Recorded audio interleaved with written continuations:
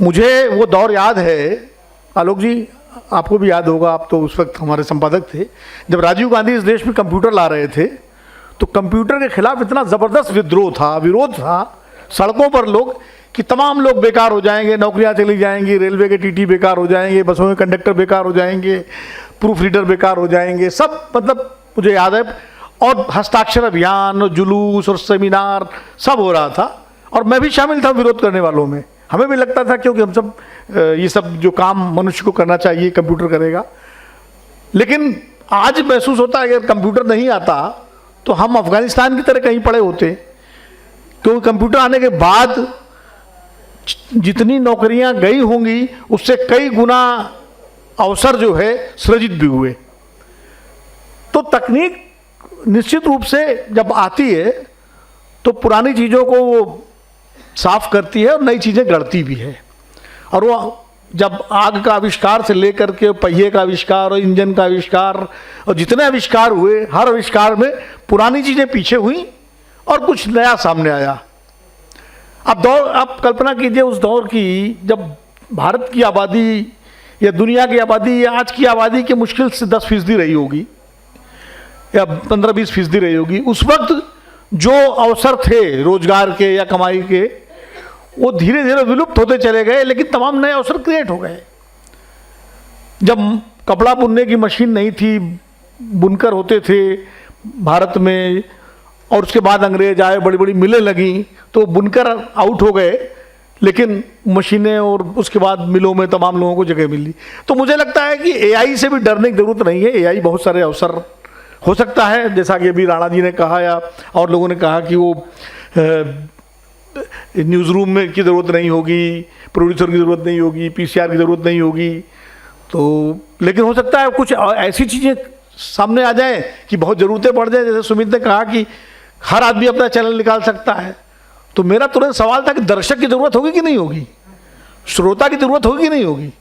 अब सबके ही चैनल हो जाएंगे तो दर्शक कौन किसको देखेगा? नहीं, सवाल ये है अगर इस यहाँ बैठे हुए सबके पास अपना अपना चैनल हो तो कौन किसको देखेगा? तो मुझे लगता है कि शायद इस प्रश्न का जवाब भी मिलेगा। आज YouTube पे आप देखिए कितने सारे चैनल हैं, कितने सारे सोशल मीडिया प्लेटफॉर्म्स हैं जिनमें हर आदमी अपनी बात कह रहा है। एक जमाना था कि एडिटर्स की दादागिरी चलती थी, मतलब आर्टिकल्स आते थे, संपादक तक तो जाना बहुत दूर था। माथुर साहब हमारे संपादक थे, आलोक जी रहे, एसपी सिंह थे और सारे लोग थे, उन तक तो जाना दूर। जो डेस्क इंचार्ज होता था उसकी दादागिरी चलती थी, छपेगा कि नहीं छपेगा।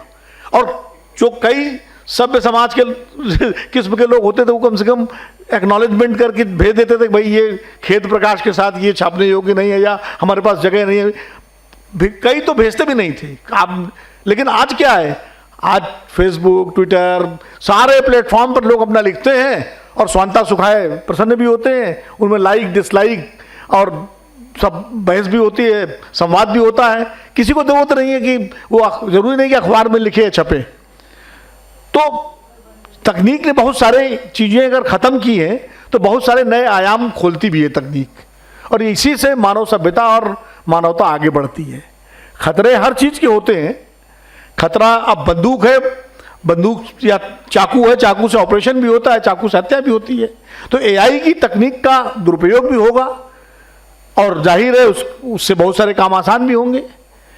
मेरा बेटा फिल्म मेकिंग में है, वो बताता है कैसे फिल्मी दुनिया में, फिल्मी इंडस्ट्री में एआई का ज़बरदस्त तरीके से प्रयोग हो रहा है और बहुत सारी चीज़ें बेहतर हो रही हैं। तो मुझे लगता है कि जैसे अभी पंकज ने बताया कि वो उनका नाम नितिन जो है आ गया, अब वो तो इसके दो पहलू हैं। एक तो या तो कहीं गलत फीडिंग हुई, या अगर एआई सोचने लगा, यानी वो इंसान की तरह हो गया, गलतियां उससे भी होने लगी, तो ये ज़्यादा और सोचने की बात है। लेकिन अभी तक कम से कम, और जब तक हमारी जो पीढ़ी है उसकी जिंदगी है, तब तक शायद इंसान का विकल्प मुझे नहीं लगता इतनी जल्दी सामने आ जाएगा।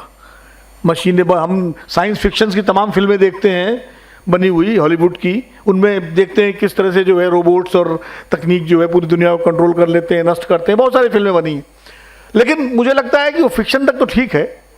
आखिरकार कहीं ना कहीं एआई को भी चलाने की, एआई का उपयोग, दुरुपयोग, सदुपयोग करने का काम भी इंसान को ही करना पड़ेगा। कोई ना कोई तो उसको संचालित करेगा ना। अगर एआई एंकर आज टीवी चैनल से काम कर रही है तो उस एआई एंकर को फीड भी तो इंसान ही करता है ना। उसको जो सारा उसकी जो जानकारी है उसका स्रोत भी तो कोई नहीं, वो न्यूज़ रूम ही है ना। तो इंसान की भूमिका खत्म हो जाएगी ये मैं नहीं मानता, मुझे लगता है परिभाषित होगी। हो सकता है उसकी भूमिका बदले, जो ट्रेडिशनल तरीके हैं, परंपरागत जो तरीके हैं उनसे वो हो सकता है कि वैसा ना हो। जैसे पत्रकारिता में देखिए, हम लोगों ने जब पत्रकारिता में हम आए थे तब की पत्रकारिता और आज की पत्रकारिता में जमीन आसमान का अंतर आ गया, बहुत सारी चीज़ें बदल गई। लेकिन इसके बावजूद पत्रकारिता तो आगे बढ़ रही है ना, ख़त्म तो नहीं हुई, उसका स्वरूप बदल गया है, उसमें बहुत सारे नए आयाम जुड़ गए हैं, लेकिन उसकी भाषा बदल गई है। कई बार इस पर स्यापा भी होता है, लोग दुख भी प्रकट करते हैं। तो हर चीज़ के पहलू दोनों हैं, नकारात्मक भी सकारात्मक भी। मुझे लगता है ग्लास आधा भरा है आधा खाली है, ये आपके नज़रिए पर निर्भर करता है। मैं तो कम से कम ग्लास को आधा भरा देखता हूँ और उसके बाद उम्मीद करता हूँ कि ये ग्लास कभी कभी पूरा ही भरेगा।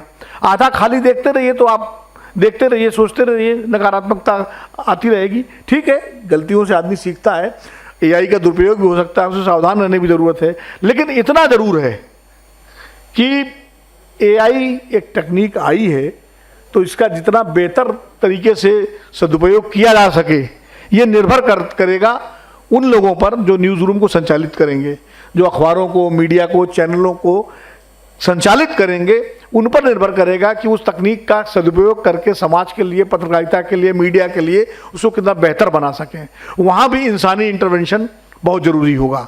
तो खाली सब कुछ तकनीक पर ही छोड़ देना कि तकनीक से ये हो, अभी बांग्लादेश का मामला चल रहा है, अब तमाम सारे फेक वीडियो घूम रहे हैं, कई फिल्मों के क्लिप्स काट काट के भेजे जा रहे हैं, ये हो रहा है वो हो रहा है। अभी कल ही परसों एक मलयालम फिल्म की क्लिप आ गई मेरे पास कि साहब ऐसे मार दिया गया गोली और ये, तो इस तरह के बहुत सारे घूम रहे हैं। लेकिन मैं फिर कहूँगा जिनके हाथ में ये मोबाइल है वो सारे विवेकवान प्राणी हैं, विवेकशील हैं। कम से कम ये तो तय कर सकते हैं कि आया सोर्स क्या है, इसका क्रेडिबिलिटी इसकी क्या है, तब इसको आगे। तो ये काम तो हमें ही करना है, हमें आखिरकार ये काम तो इंसान को ही करना है। तो मुझे लगता है तकनीक के साथ जितना हम सहयोग करें, तकनीक का इस्तेमाल करें, उतना बेहतर होगा। कंटेंट, जैसा सुमित कह रहे थे कि आखिरकार एक रिपोर्टर अगर रिपोर्ट करने जाता है, अगर वो उत्तराखंड की पहाड़ों में जा करके और केदारनाथ में जो बाढ़ और आपदा है या वायनाड जाके रिपोर्ट करेगा, तो वो तकनीक में वो संवेदना नहीं होगी, वो संवेदना इंसान के अंदर ही होगी। और आप करके देख लीजिए, मैं आपको उदाहरण बताता हूँ कि मैं एक बार 2019 में भारत सरकार के एक प्रतिनिधिमंडल के साथ मैं चीन गया था और मीडिया उसमें जो है एक्सचेंज प्रोग्राम में। अब मुझसे कहा गया, मैंने उनसे कहा कि मैं हिंदी में बोलूँगा वहाँ पर। उनका ठीक है आप हिंदी में बोलिएगा। मैं अपना पूरा वक्तव्य जो है हिंदी में तैयार करके ले गया। वहाँ जब 10 बजे 12 बजे से कार्यक्रम था, 10 बजे मुझे बताया गया कि यहाँ कोई इंटरप्रेटर नहीं है, आपको अंग्रेजी में बोलना पड़ेगा। अब मेरे लिए बड़ी समस्या हो गई क्योंकि सारा वक्तव्य मैंने हिंदी में तैयार किया था और 2 घंटे का समय था। तो मैंने कहा मैं कोशिश करता हूँ एम्बेसी वालों से, मैंने कहा कि मैं हमारे 1-2 मित्र बीजिंग रेडियो में हैं, उनको बुला लेता हूँ, हिंदुस्तानी है और वो इसका तर्जुमा कर देंगे, मैं बोलूँगा अपना हिंदी में। तो उनका बुलाइए। तो मैंने फ़ोन किया तो जो हमारे एक मित्र थे उन्होंने कहा कि अरे आप कब आए। पहले तो औपचारिक बातचीत हुई तो हमने कहा आपकी ज़रूरत है। बोले साहब ज़रूरत तो है, आपका प्रोग्राम कितने बजे? हमने कहा 12 बजे से। बोले 10:30 बज रहा है, हमें पहुँचने में 2 घंटा लग जाएगा, हम पहुँच ही नहीं पाएंगे वहाँ तक, इतनी दूर में रहता हूँ। तो अब उसके बाद क्या तरीका था? तो किसी ने मुझे, लंबा चौड़ा वक्तव्य था तो मैंने, अब उतनी जल्दी उसको ट्रांसलेट करना भी संभव नहीं था, तो किसी ने कहा गूगल से कर लो।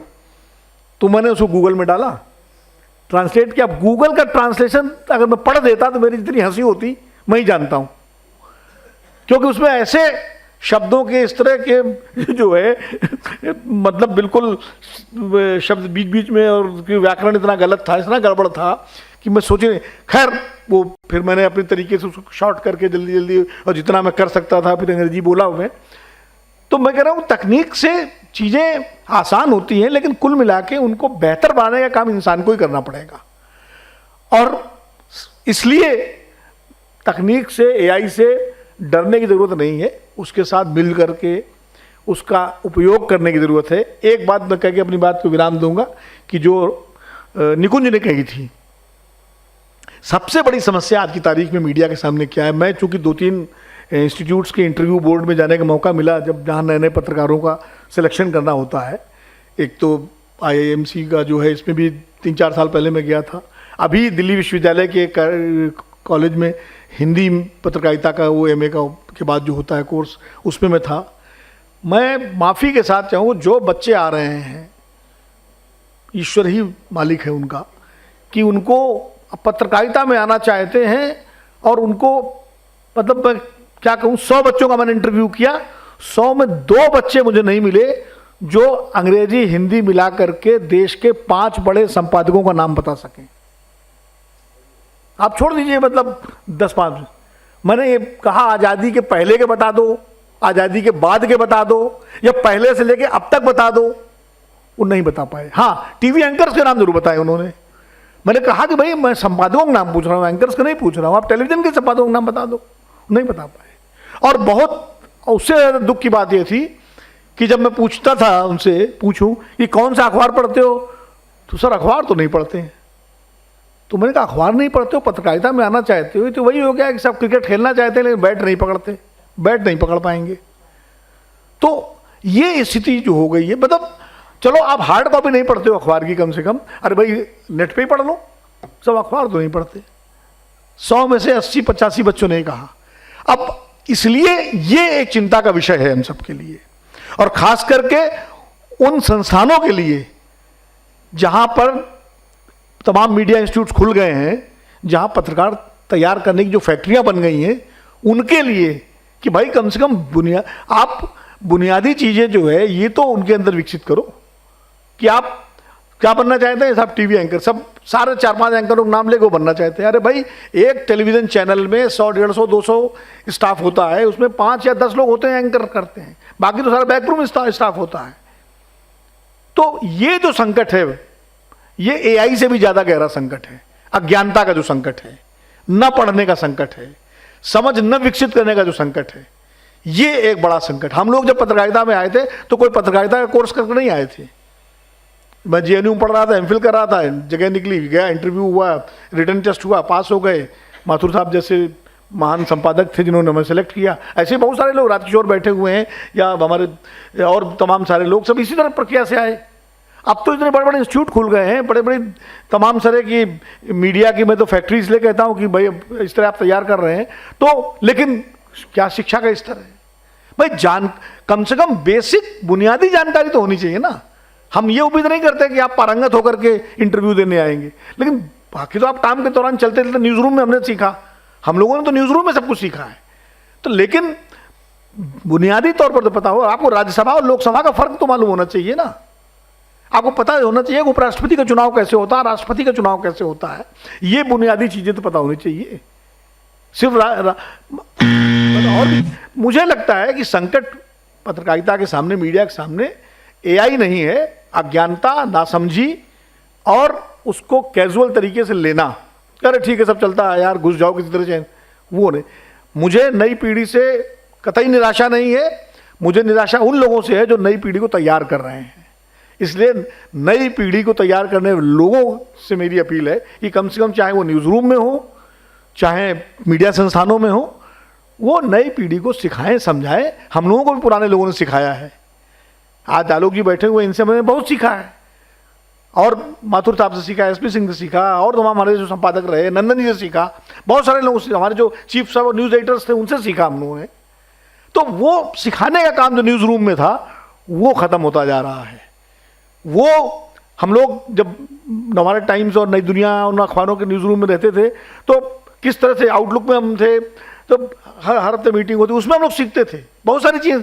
तो वो जो सीखने और सिखाने का सिलसिला है वो ख़त्म हो गया है। हमारे न्यूज़ रूम्स जो हैं वो किसी सरकारी मतलब बैंक के या नगर पालिका के या कॉरपोरेट के दफ्तरों में तब्दील हो गए हैं। उनको वहाँ जो समाचारों को लेकर के और तमाम सारे सामाजिक विषयों को लेकर के और मुद्दों को लेकर जो बहसें होती थी, जो चर्चाएं होती थी बड़े छोटे के बीच में, और उसमें जो ज्ञान मिलता था उसको लौटाने की ज़रूरत है, उसको विकसित करने की ज़रूरत है। AI तो हमें सहायता देगा, AI से डरने की ज़रूरत नहीं है, उसका सहयोग लेके मीडिया को और ज़्यादा बेहतर बनाने की ज़रूरत है। धन्यवाद।